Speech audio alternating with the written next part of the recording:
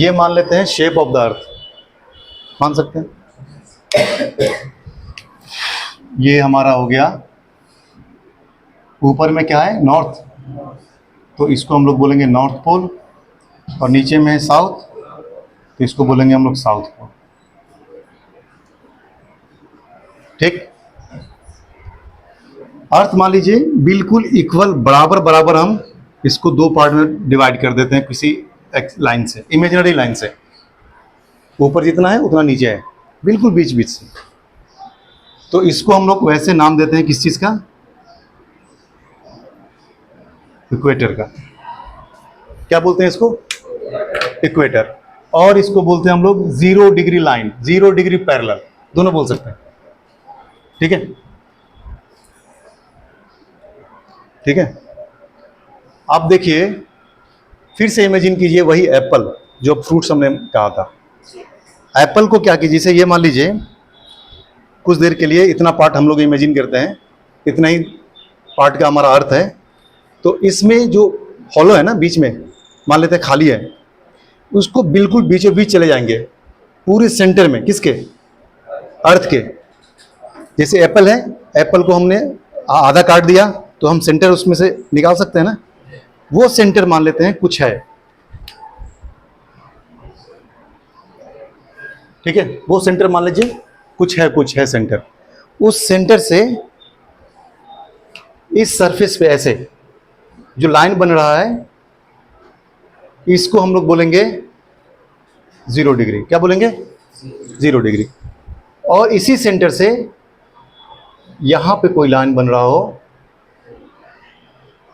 एक एंगल, और यहां पे कोई एंगल बन रहा हो, एक एंगल, और यहां पे कोई एंगल बन रहा हो, एक एंगल। ये तो बहुत आसान है कहने में कि ये 90 डिग्री है ना। और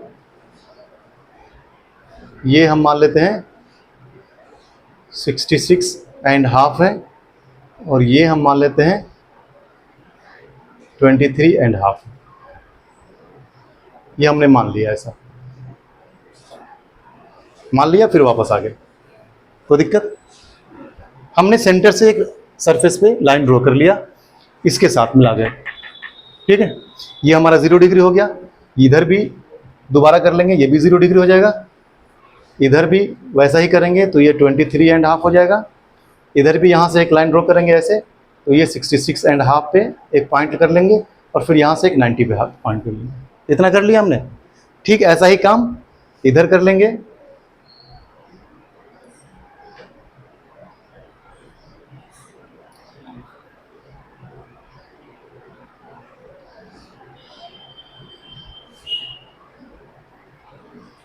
इसको हम लोग एंगल को डिग्री में लिखते हैं। ठीक है, डिग्री को ऐसे दिखाते हैं। ठीक, अब हम क्या करेंगे, दोनों इसको ऐसे पैरेलल एक लाइन ड्रॉ कर लेंगे।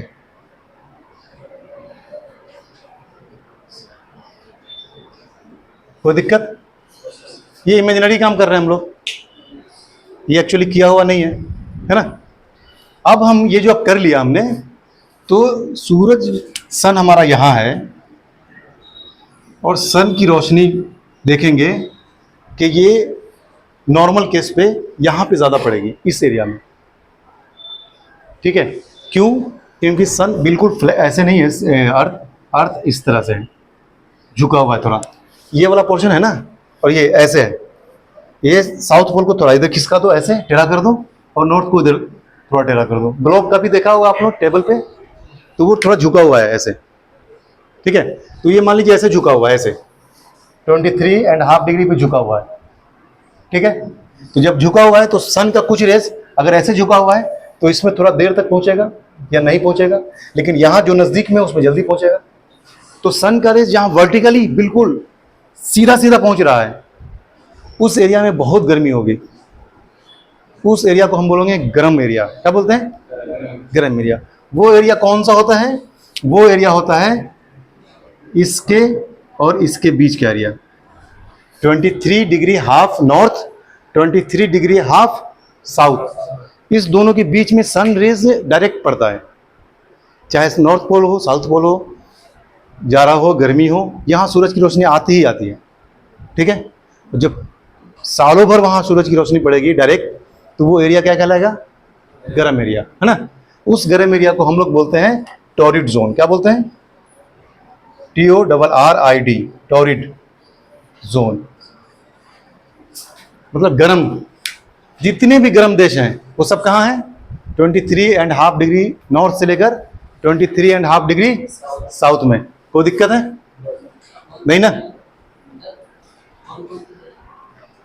अपना इंडिया, इंडिया इसी में आता है, देखना। देखो इंडिया का ये जो लाइन है ना, ये वाला, ये 8 डिग्री है, 8 डिग्री 4 मिनट यहाँ पे, 8 degree 4 minute north.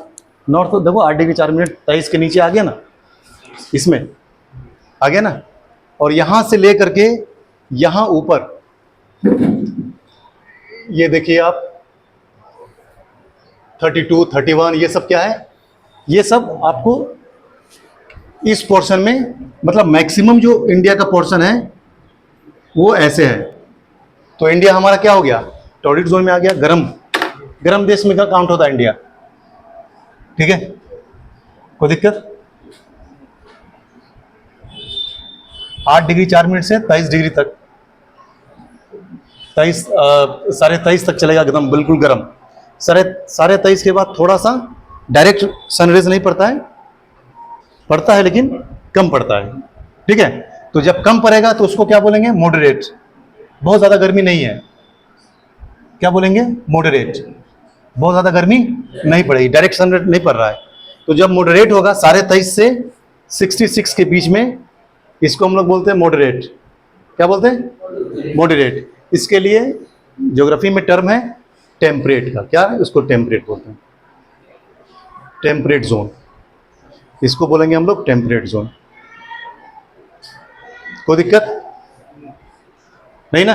Temperate zone का मतलब ज़्यादा गर्मी नहीं है, ज़्यादा गर्मी नहीं है, ठंडी है उसमें, उस एरिया में थोड़ा बहुत गर्मी है और ठंडी है, बहुत ज़्यादा ठंडी भी नहीं है, मॉडरेट है।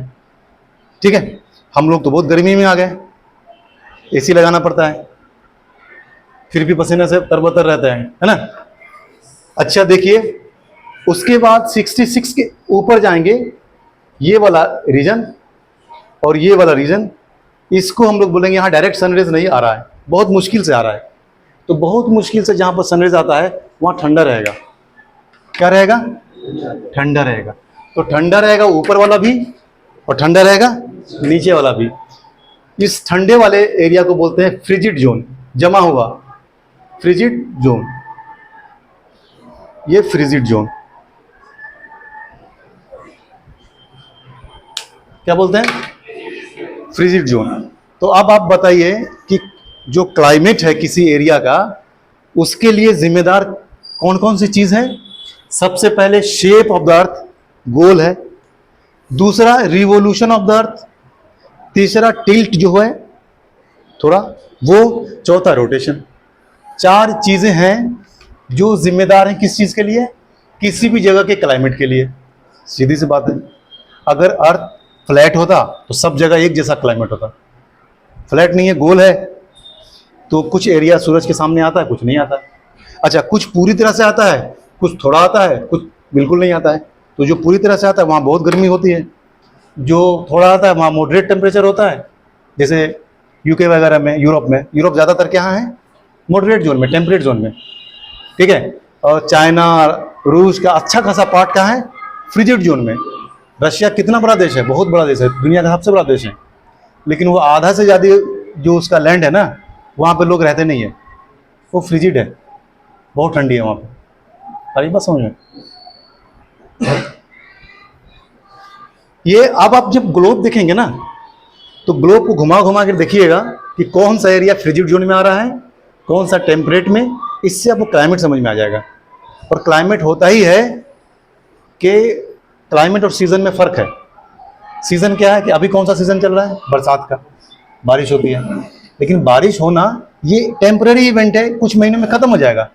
लेकिन ओवरऑल हम कई सालों का, कई 100 सालों का आइडिया लें इंडिया का, तो हमें लगता है नहीं, इंडिया में ओवरऑल गर्मी रहती है भैया, इसमें सूरज की रोशनी बहुत ज़बरदस्त डायरेक्ट पड़ती है, तो फिर इसका मतलब क्या हो गया, क्लाइमेट यहाँ का हॉट है, हॉट क्लाइमेट। ठीक है, तो क्लाइमेट बात करती है बहुत बड़े पीरियड का, और सीजन बात करती है छोटे से पीरियड का, छोटे से रीजन का। ठीक है, इतनी बात समझ में आ रही है? अब मैं आपको ना थोड़ा सीजन, दिन रात तो समझ में आ ही गया, और कौन सा एरिया बहुत ज़्यादा गर्म होगा, कौन सा बहुत ठंडा होगा, ये तो समझ में आ गया। अब थोड़ा सीजन समझा देता हूँ। सीजन समझाने समझ में आ रहा है ना, बोर तो नहीं हो रहे? तो ये हम मानते हैं हमारा सन है,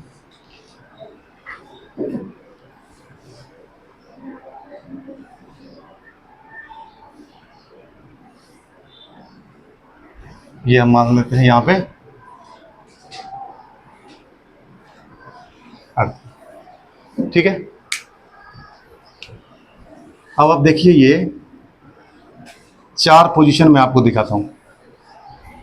ये 4 पोजीशन क्या है कि एक ऐसा सिचुएशन जिसमें सन की रोशनी बिल्कुल ऐसे पड़ रही हो इक्वेटर पे। अभी हमने बताया था इक्वेटर क्या होता है। इक्वेटर, ये जो 0 डिग्री लाइन है ये इक्वेटर है।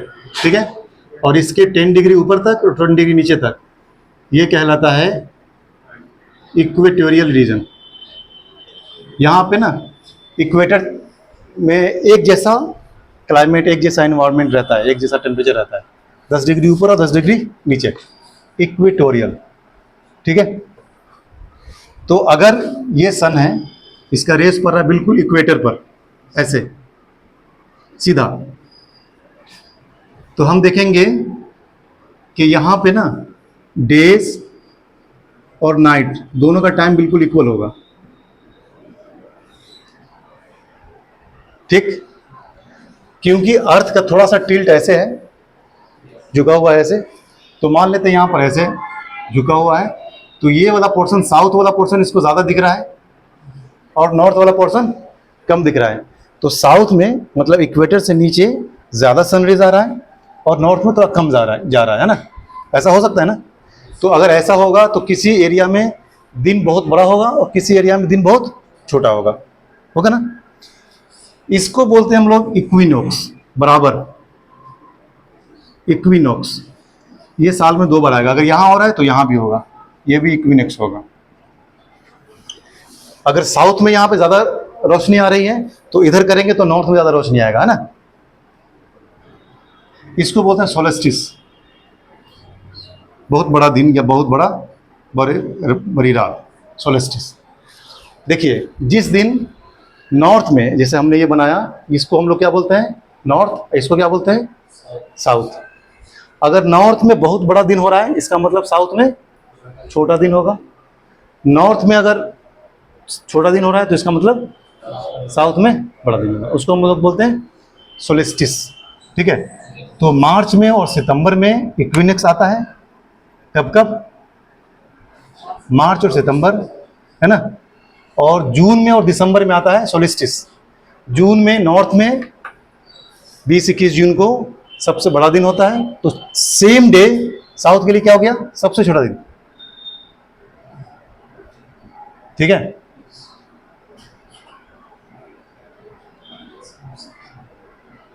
ठीक। तो क्योंकि सन का रेज जो हमारा लगातार इस पर पड़ रहा है और वो जो रोटेशन हो रहा है उससे दिन रात हो रहा है, लेकिन रेज का जो इंसिडेंट है आना, वो डायरेक्ट जहां पे आ रहा है, तो इस वाले रीजन को हम लोग बोले हैं जहां पे 23.5 से लेकर के 23.5 नॉर्थ से लेके 23.5 साउथ, इसी में पड़ रहा है ज्यादा ना सनरेज, तो इसको हम लोग क्या बोलेंगे, टॉरिड जोन, गर्म। सबसे ज्यादा गर्मी इसी एरिया में पड़ेगा, ये वाला पूरा एरिया गर्म एरिया होगी। बाकी थोड़ा मॉडरेट, ऊपर में चले जाएंगे तो बिल्कुल फ्रिजिड, ठंडा। ठीक है, अच्छा, जो गर्म एरिया होता है, टॉरिड जोन जिसको बोलते हैं, तो वहाँ पे हम लोग देखते हैं कि बारिश वारिश बहुत ज़्यादा होती है। इसकी कोई वजह बता सकते हैं?